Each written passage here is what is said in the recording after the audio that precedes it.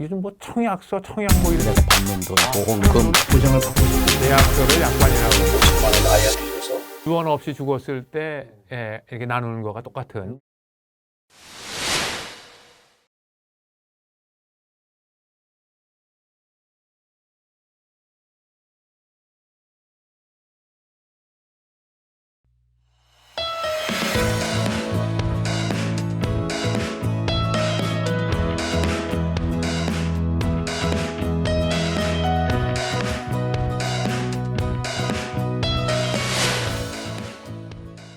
오늘의 주제는 살아있을 때 우리가 가지고 있는 재산을 가지고 유언을 통한 상속과 같은 효과를 낼 수 있는 방법, 뭐 증여도 있고 보험도 있고 신탁이라고 하는 그런 상품을 이용할 수 있다, 이제 이렇게 우리가 생각해 봤는데요. 오늘은 특별히 보험이라고 하는 주제를 가지고 다뤄볼 수 있도록 하겠습니다.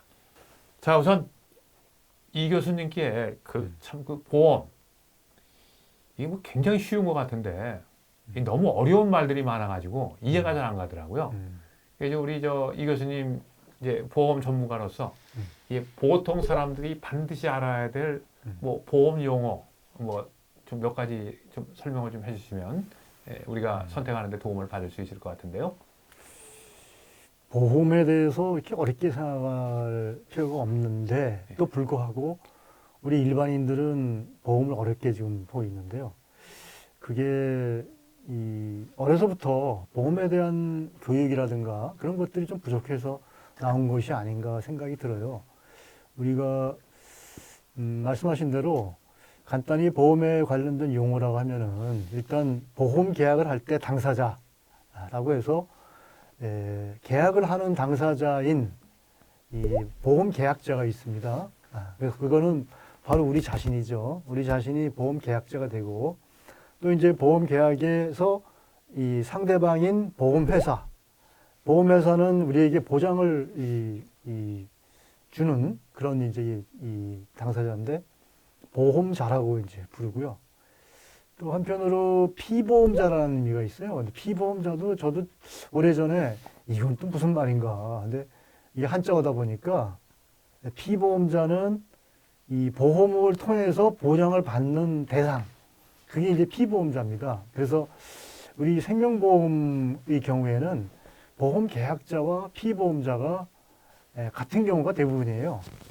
그래서 내가 보험 계약을, 생명보험에 계약을 하고 내가 죽었을 때 내 자녀들이나 이 배우자한테 보장을 주는, 그래서 내가 피보험자도 되는 거죠.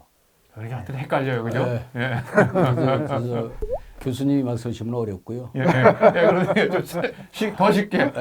실무에서 뛰는 사람은 그렇게 얘기 안 하고요. 그냥 다 알려고 하실 필요 없고 일단은 뭐냐면 보험료, 보험금을 구분하시고 그게 또 뭡니까? 보험료는 이제 우리가 매월 보험을 계약하기 위해서 내는 돈, 보험료.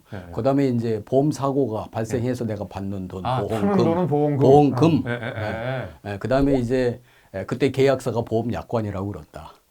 계약서를 약관이라고 그런다. 보험에서. 근데 보험 약관에 보면 그게 이제 몇 가지가 있습니다. 너 이 보험 약관에서 뭘 담보하는 거야? 암보험일 경우에는 일테면은 암을 담보한다. 화재보험일 경우에는 일테면 내 주택을 담보로 한다라고 하는 이제 그런 것들. 그다음에 이제 이 보험 계약 기간은 얼만큼 되는 건가? 보험 기간. 이런 몇 가지만 그냥 알고 계시면 되지. 다 알려고 그러면 이게 점점 더 힘들어집니다. 교수님보다는 훨씬 낫습니다. 훨씬 이해가 가네요. 이거 뭐 선생님처럼. 그다음에 또 이제 아니 근데 맞아요. 보험료하고 보험금만 구별해도 상당히 큰 이거. 그거 헷갈리는 분 되게 많아요. 신문 기사도 보면 보험료를 받았다 이래요. 보험금을 받았는데. 기자들조차도 잘 이제 그렇습니다. 이해를 못하는. 뭐 요즘 뭐 청약서, 청약 뭐 이런 얘기도 있는데 그건 청약서는 이제 보험 계약을 할 때, 보험 계약을 할 때 이제 청약하는 자가 있어야 되잖아요. 그러니까 청약하는 방식이 요식화되어 있습니다. 청약서에. 그래서 청약서를 보험회사에다 내면 보험회사가 그 청약서를 심사해서 좋다 하면 이제 보험 계약이 이루어지고 보험 약관이 발부되는 겁니다. 그때 보험료를 내는 거고, 그래서 해당하는 보험사고 발생하면 보험금을 받는 거고, 이게 끝입니다. 그러니까 주택 청약할 때 청약서 아하. 같은 개념이에요. 아, 그렇군요. 나는 네. 이 주택 분양받기를 원한다. 그래서 이제 써내는 게 이제 청약서잖아요. 예. 보험 청약서도 마찬가지. 나는 이렇게 보장을 받고 싶다. 한 가지만 더 얘기하면 예. 청약서 할 때 이제 여러분들이 암보험 가입하려고 그러면 예. 암보험 가입할 때 옛날에 질병 걸린 적이 있습니까? 예. 예? 예. 뭐 이런 걸 쭉 그 문진을 합니다. 예, 예. 그런 것을 이제 고지사항이라고 그러는데 예. 고지사항 정도라는 말, 내가 보험회사에다 가르쳐주는 내용, 사전에 알려주는 내용, 왜냐하면 보험회사도 그걸 보고 이 사람을 내가 보험계약을 내가 승낙을 해야 되겠다 말아야 되겠다 결정을 하거든요. 그러니까 이제 고지사항, 약관, 보험료, 보험금 요 정도만 알고 계시고. 그 고지사항을 할 때 거짓말을 하면 어떻게 되죠? 고지사항 이제 그것 때문에 이제 뭐 그 많이 보험회사가 얼마 전에도 저한테 전화를 해가지고 어떤 사람이 자기는 암보험을 들었는데 암에 걸렸어요. 암에 걸려가지고 보험회사에다가 청구를 했는데. 청구를 했더니 보험회사에서 못 주겠다 얘기했다는 거예요. 왜 못 주겠냐 그랬더니 예전에 당신이 이런 수술을 받았는데 이 수술을 받은 것 너들 고지를 안 했다. 그러니까 보험금을 줄 수 없다 이렇게 얘기하더라는 거예요. 그래가지고 이제 그게 문제가 됐는데 실제로는 만약에 자기가 고지 위반한 사항과 자기가 고지를 위반한 사항과 아주 상당히 관련이 있는 사항은 면책할 수가 있습니다. 그러나 그렇지 않은 사항은 괜찮고요. 그리고 자기가 실제로 고지한 사항과 관련이 있다 하더라도 상당 기간이 지나면 그거 괜찮습니다. 그러니까 고지사항은 매우 중요하거든요. 내가 보험을 받을까 말까에 중요한 사항이기 때문에 사실대로 고지하는 게 맞고 서로 이제 통상 그런 것이 있어요. 왜냐하면 내가 질병이 있을 때 이거 하면 안 받아줄 거 아니야 해가지고 빼시는 분이 있는데 그러지 마시고 성실히 청약서를 작성하시는 건 맞지만 서로 한두 개 내가 사실대로 가르쳐주지 않은 사항이 있다 하더라도 그거는 언제나 면책되는 것은 아니다. 예, 그러니까 이제 보험회사에서 보험금 못 주겠다 그러면 저희한테 문의하시면 되는 거죠? 이 교수님한테. 이 교수님 뭐 이렇게 뭐 선생님이나 교수님한테. 이렇게 이제 문의하시면 답을 줄 수 있겠네요. 예. 예. 그다음에 저도 이제 한 가지만 더 제가 질문을 드리면 보험 증권이 있고 보험 약관 이렇게 있는데 보험 증권은 뭐 약관이랑 같은 거 아닌가요? 맞습니다. 약관이 포함돼 이제 보험 증권이라 하면 언제 가입돼서 보험 증권을 주거든요. 우리가 승낙해서 보험 계약이 됐다라는 증서로서 주는 게 증권이에요. 아하. 증서로. 근데 요즘에는 보험 증권 교부하는데 별로 없을 것 같고 예. 오면 이제 보험 약관을 보험 가입하신 분들한테 뭐 종이로 된 것을 주든가 아니면 인터넷으로 온라인으로 그냥 주는 겁니다. 그러니까 이제 보험 굳이 증권이... 보험 증권이라는 말은 예. 모르셔도 됩니다. 그러니까. 알겠습니다. 제가 괜히 엉뚱한 걸 이렇게 질문을 드린 것 같은데요. 예. 참고로 예. 우리 송강기 선생님이 예. 이 금융감독원에서 보험국장을 지내셨던 분이기 때문에 사실은 이 실무적인 걸 굉장히 잘 알고 계신 그런 분이에요. 아, 그러죠. 예. 그때 몰랐던 거를 이 교수님한테 계속 물어가면서 했던 겁니다. 예, 그러시군요. 예. 하여튼 제가 나중에 문제 생기면 저도 찾아가고요. 예, 이거 보시는 분들도 문제 생기면 뭐 연락 주시면 뭐 다 답을 잘 주실 것 같으네요.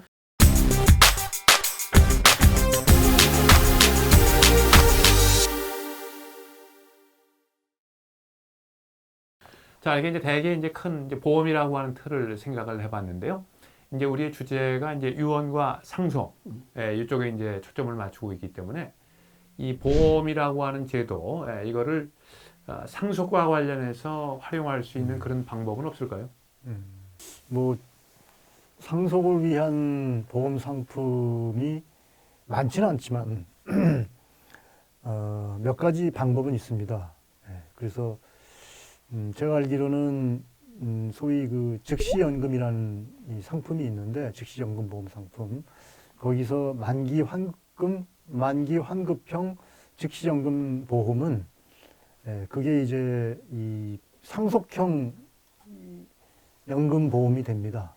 그래서 예를 들어서 목돈을 처음에 보험료로 일시에 납부를 하면은 그 납부한 보험료의 그 수익을 갖고 이 정해진 기간 동안 또는 종신토록 그 연금을 지급하고 그리고 이 가입자가 사망을 했을 때 또는 정해진 기간이 만기가 됐을 때 만기 환급금으로 받는 게 처음에 일시금으로 납입했던 그 보험료를 이 만기 환급금으로 보험금으로 받게 됩니다. 그게 바로 상속이죠. 그래서 소위 부유한 사람들의 경우에 그런 상품을 이용해서 살아있을 때는 연금을 받고 죽게 되면은 그 보험금을 자식들한테 상속할 수 상속하고. 있도록 하는 그런 상품이 대표적인 상품이 바로 그 만기 환급형 즉시 연금 보험이 예. 있습니다. 그런 상품은 우리나라에 있는 모든 보험회사가 다 취급을 하고 있습니까? 생명보험 회사들은 대부분 취급하고 있습니다. 그러니까 뭐 네. 어떤 보험회사든지 찾아가서 네. 이런 보험 들고 있다 얘기하면 그게 이제 상속과 같은 두 마리의 토끼를 한꺼번에 잡는 거네요. 살아있는 동안에는 내가 수익을 누리고 죽어 있을 때는 근데 원하는 사람을 마음대로 지정할 수 있습니까? 이거 누구한테 줘야 상속시켜야 되겠다 하는 거. 수익자를 지정해서 예. 지급하면 되고요. 예. 그렇지 않으면 법적 상속인한테 가는 거죠. 예. 법정 상속인이라고 하는 것은 유언 없이 죽었을 때 이렇게 나누는 거가 똑같은 배우자와 민법에서 자녀. 이야기하는 맞습니다. 그런 방법으로. 그렇군요. 근데 그런 상품들이 뭐 저도 사실 그 익숙하지 않거든요. 그런 상품에. 그 왜 익숙하지 않죠? 그래서 뭐 좋은 상품인 것 같은데. 실제로 이제 보험은 그러니까 말하자면 상속과 직접적인 관련은 없어요. 보험의 두 가지 목적은 뭐냐면 첫 번째는 이제 위험 해증이죠. 이를테면 뭐 자동차를 운전하다가 사고가 나서 피해자가 생기면 그 사람에 대한 보상을 보험회사가 해준다. 내가 살던 집이 화재가 나서 불이 타면 그 내 집에 대한 가액을 보험회사가 받는다. 이런 위험 해증이 첫 번째고, 두 번째는 투자입니다. 투자는 이제 말하자면 장기보험이라는 거죠. 장기보험은 여러분들이 이제 은행이나 이제 보험회사 사게 되면 그거는 이제 얼만큼 불입을 하면 얼마큼씩 불어가면 만기에 얼마를 받는, 이를테면 은행 적금과 비슷한 느낌의 보험이 있습니다. 그런데 이제 상속이라고 하면 그렇게 이용할 수는 있습니다. 아까 제가 보험에서 알아야 될 용어 몇 가지가 있는데 아까 저 이 교수님 말씀하신 보험 수익자 정도는 꼭 알아두실 필요는 있겠네요. 보험 수익자라고 하는 것은 뭐냐면 보험 계약을 할 때 이 보험금을 누가 받을 건가를 정하는 겁니다. 그래서 이걸 말하자면 이 보험금을 받을 때 수익자를 나로 할 수도 있고 아무도 안 했을 때는 법정상속인한테 가는 거고 특정할 수가 있어요. 특정을 하는 것이 말하자면 지금 상속의 기능을 할 수 있다는 겁니다. 유언과 똑같은 개념이네요. 누구한테 이 재산을 줘라. 이를테면은 이제 종신보험 같은 경우에 종신보험이라고 하는 것은 원래 종신보험의 목적은 내가 젊었을 때 아이가 어려요. 근데 내가 이제 아이들을 양육을 해야 되는데 내가 갑자기 죽었어. 그러면 아이는 어떻게 큽니까? 교육비도 내야 되고 생활비도 줘야 되잖아요. 그런 것을 목적으로 하는 게 종신보험입니다. 그러나 종신보험이 또 상속형으로 사용할 수 있어요. 왜 그러냐면 이제 제가 이제 충분히 크고 아이들도 결혼했어. 그런데 이제 저는 아직 살아 있어요. 그러면 제 보험금이 있지 않습니까? 제가 사망하면 이를테면은 사망보험 1억 원으로 정한다고 하면 이 보험 수익자를 아이로 정하면 그 아이가 제가 사망함과 동시에 그 보험금을 타게 되니까 그게 일종의 보험금 상속이 될 수가 있죠.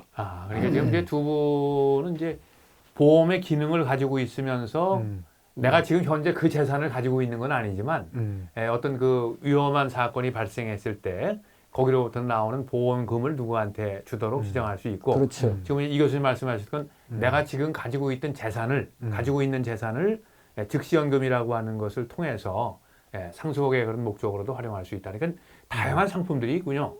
이제 보험에는. 그렇죠.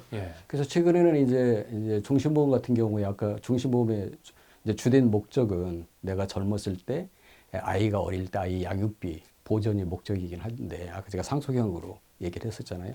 최근에는 이제 그런 분들이 조금 늘어나고 있습니다. 이를테면 내가 충분히 크면 종신보험의 수익자를 변경을 해요.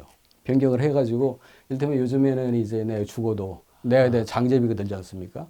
장제비를 보험금으로 쓰기 위해서 또는 그런 식으로 아니면 상속을 하기 위해서 또 어떤 경우에는 내가 좋은 일을 하나도 못했는데 내가 보험금 중에서 일부를 공익 기부도 할 수 있습니다. 그러니까 막 1억의 보험금이 있다면 5천만 원은 내가 공익보험에 입하고 5천만 원은 아이한테 줘서 장제비를 쓰게 한다. 뭐 이런 식의 그게 가능하죠. 보험을 통해서. 예, 이거 보험 얘기 들으니까 너무 흥미롭네요. 그리고 또 굉장히 그 여러 가지로 예, 좀 어렵긴 합니다. 용어가 낯설어서 좀 어렵긴 합니다만. 보험 수익자, 보험 약관, 보험료, 보험금. 몇 가지 좀 공부를 하고 나중에 다시 요게 이제 조금 더 시간을 좀 더 가지고 구체적인 상품도 좀 알아보고 조금 더 공부를 하게 되면 아마 유언과 상속과 잘 이제 같이 활용하면 굉장히 커다란 도움이 되지 않을까. 보험은 상속과는 그렇게 우리가 직접적인 하나의 보험이 뭐 상속의 큰 기능은 그렇죠. 아니지만 보완할 수 있는 아주 중요한 그런 부분이 될 수도 있겠다. 예, 이게 너무 어려운 부분이라 이게 짧은 시간에 다 다룰 수가 없어서 나중에 구체적인 내용을 좀 더 다뤄보도록 하겠고요. 오늘은 여기까지 다뤄보도록 하겠습니다.